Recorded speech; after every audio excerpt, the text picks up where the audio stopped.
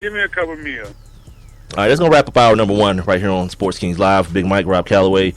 Spreaker.com is the website. Spreaker is the app for your iPhone and your Android. Twitter, Instagram, and Facebook are our social media vehicles of choice, and we're at Sports Kings Live. Don't forget to tell a friend to tell a friend. You guys can be a part of the show by joining the chat room and interacting with us live as we broadcast the show.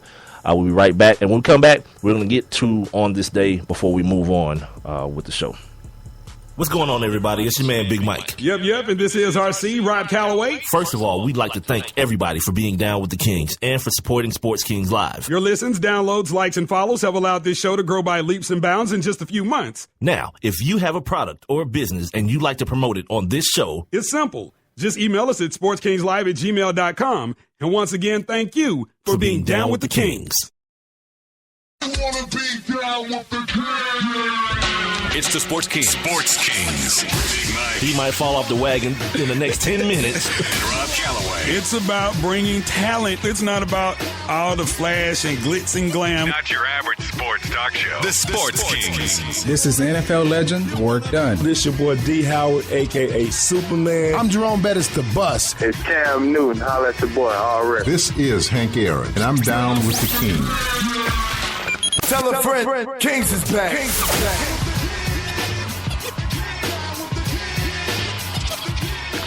All right, 1 hour to go for the week, as a matter of fact. It is Friday, everybody. It's Friday. Yeah. Odell. Turn up for a Friday, man. So, yeah, last hour of the last show of the week right here on Sports Kings Live with Big Mike and Rob Calloway. Spreaker.com is where you can hear us on the Spreaker app with your iPhone or your Android device. Make sure you guys spread the word. We're trying to build this thing and grow this thing and continue to move forward with what we're doing, adding some guests to the flow as we move forward here with Sports Kings Live. And as promised, told you guys, I did a good job of paying off teasers yesterday. Terrible job of today, but whatever. Yeah, before we move on with the second hour, I think it's only right that we do On This Day. It's the Sports Kings. On this day. All right, Rob, today is Friday, May 29th, 2015. And on this day in 1911, the first running of the Indianapolis 500 took place. Ray Harroun won the race. On this day Harroun, like heroin, Harroun? No, Harroun. Ray Harroun. No, that's the thing, like Harroun. On this day in 1916, the New York Giants won their 17th consecutive road game. Probably should have deleted that one. That didn't really have any impact on anything. On this day in 1922, the U.S. Supreme Court ruled that organized baseball was a sport. No, and not subject to antitrust laws. Oh, okay. I see. That's why you got to read the whole thing, because I thought they were just declaring that baseball was a sport on that day. Okay, I understand. It's different from like a regular work environment, so you can't apply antitrust laws to it. And I think that's where the Kurt Flood thing came from, like years later, where they was like, no, it's work, it's job, and we need to be able to become free agents, and you know, I should be able to file an antitrust lawsuit against Major League Baseball. I would think that that's where, you know, the roots of that Kurt Flood situation went on this day. And if you don't know who Kurt Flood is, Google it. On this day in 1962, Buck John O'Neill became the first black coach in Major League Baseball when he accepted the job with the Chicago Cubs. That's good. That's a good thing to know. Buck O'Neill. Yep, John O'Neill, right there. first black. Buck O'Neill. See, but it says, look what it says though. So what was he? It says he was the first black coach. So that means he was like a first base coach, or were they just coaches then and not managers yet? Which you didn't see. Another thing with baseball, that's stupid. Stop calling these dudes managers. It's a head coach. In every other sport, it's a damn head coach. Because it'd be like you call him the manager, but you don't call the dude on third base the third base manager, or the first base manager, or the hitting manager. He's a coach. Yeah, just more ridiculousness out of baseball. And I'm going to point it out every time. I know some of you guys probably like, every time Mike says something about baseball, he always point out the dumb stuff about it. Well, there's so much of it, first of all. It's funny stuff. Because, look, my homeboy, he coached over at Parkview, and they won the state championship and the national championship. And he out there got his uniform too big out there like the kid. You know, got his socks pulled up to his knees. I'm like, look at Ellis out there. I'm like, trying to be like the young kids, but of course I couldn't stop thinking about, I mean, khakis, you talk about, some khakis, dude. Yeah. Nice polo shirt. It'll suffice. You not It's finna, okay, yeah. you not finna pinch hit or pinch run.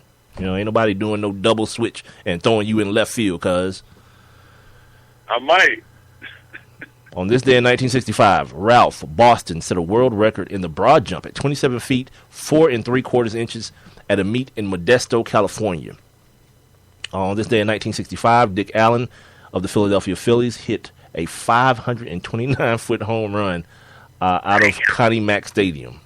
Yeah, that's what I'm always saying. Like, people always kind of fantasize about these times back in the day of it was so clean. How if nobody wasn't getting tested? This dude hit a 530-foot home run. A couple days ago, we talked about Mark McGwire doing the same thing, and we know what he was on. Yeah. So it's baseball, man. Whatever. All this old grandstanding about, he's dirty, we can't put him in the Hall of Fame. Of course you can, because you don't know what the hell any of these dudes was doing. Where am I at? On this day in 1977, A.J. Foyt won the Indianapolis 500 for the 4th time. On this day in 1977 as well, Sue Press became the first woman golfer to hit consecutive hole-in-ones. Jesus. Like, what's the equivalent to that in any other sport? How many hole-in-ones did she hit? 2 in a row. Consecutive. That's like, I don't know, that's like going for 50 in the game. Would that be like, no, because it's a one-off. So would that be like that shot Steph Curry hit at the end of the half, that like from the other free throw line, like he hits it then and then hits it at the end of the game too? He hits 2 of them in one game. Yeah, maybe that's the equivalent. What would it be in football though? Like 2 99-yard runs in one game. 2 run back. Yeah, 2 run backs. Yeah, like, that's pretty ill, man. Yeah, that's pretty ill. So good for Sue. On this day in 1984, the Boston Red Sox retired number 9 Ted Williams and number 4 Joe Cronin. Know who one of those guys is. Have no idea who the other one is. I'm sure my guy Jim Murray and our guy Envy knows who Jim Cronin is. On this day in 1985, in Brussels, Belgium, at Hazel Stadium, a concrete retaining wall was collapsed and 39 people were crushed and trampled to death. More than 400 people were injured. The soccer event was the European Champions Cup final. We'll talk a little bit more about what year was that? Soccer, 1985. We were like 6 and 7 or something like that. Yeah, but something like that happened maybe in the 90s or something similar happened. Well, I'm sure it'll be a part of On This Day when that day comes. Right. Yes, and I'll point it out. On this day in 1990, Ricky Henderson stole his 893rd base. He broke Ty Cobb's record. Yeah, this record will never be broken. People, yeah, that Ricky Henderson thing is going to stand the test of time, homeboy. On this day in 1992, Tim Rock Raines of the Chicago White Sox stole his 700th career base. Here's a funny thing that baseball people told me about Tim Rock Raines. It's a very, very crazy story, though.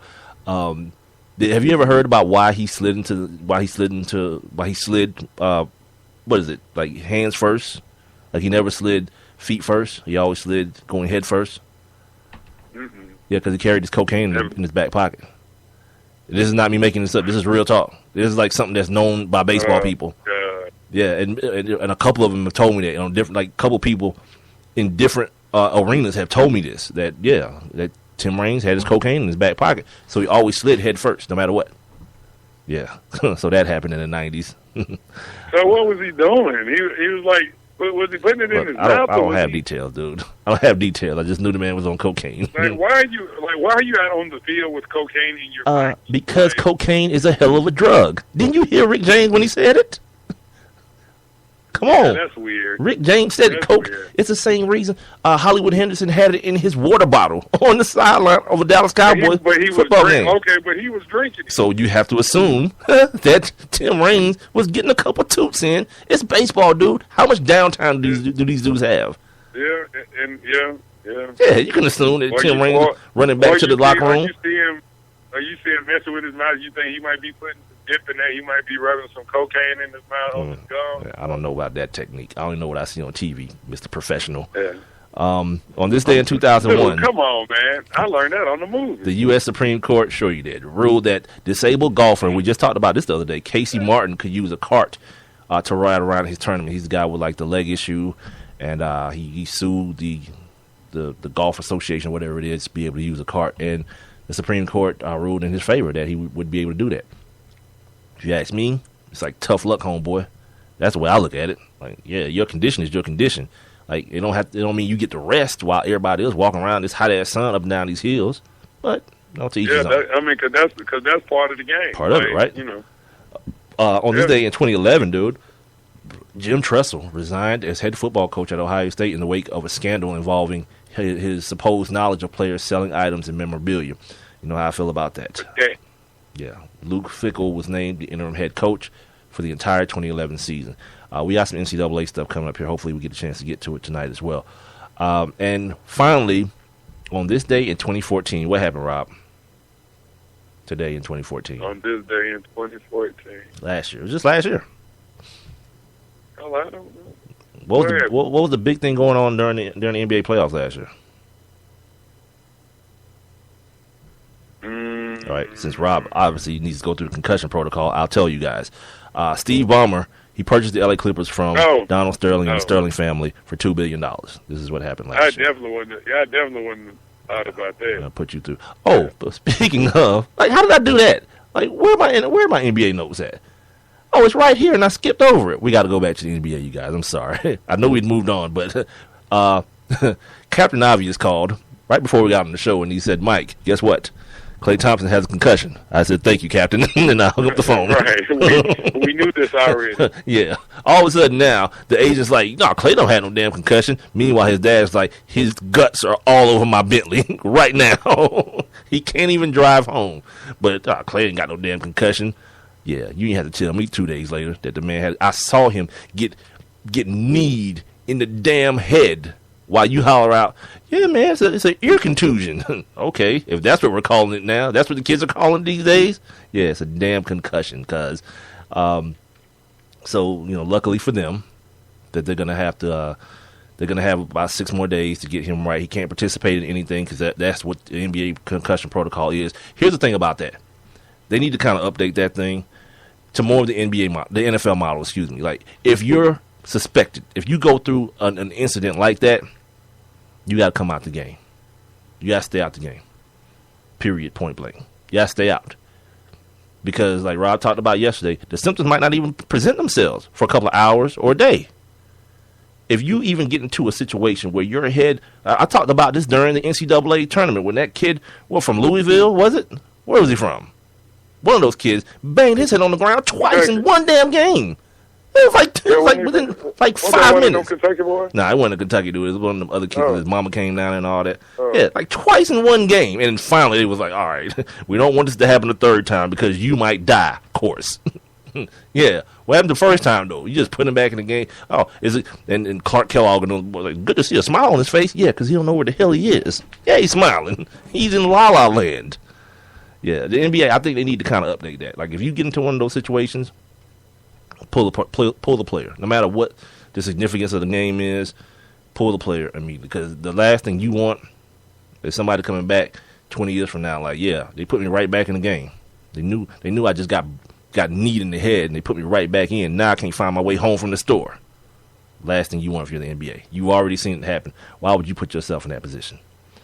So anyway, that's my thing on Klay Thompson. I can't believe I just skipped right over. Yeah, I skipped right over that to Phil Jackson and Millsap and Carroll.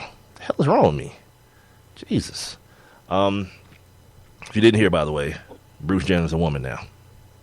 He should keep his name too. That should happen. Yeah, dude. You are the only person that cares about that. He should keep his name like a lady named Bruce. That's what should happen. So he's keeping the name. No, I thought he said he might. That's my suggestion. I don't know what the hell he's doing. That's just my suggestion. He should be a woman named Bruce. That'd be so outstanding to me, dude.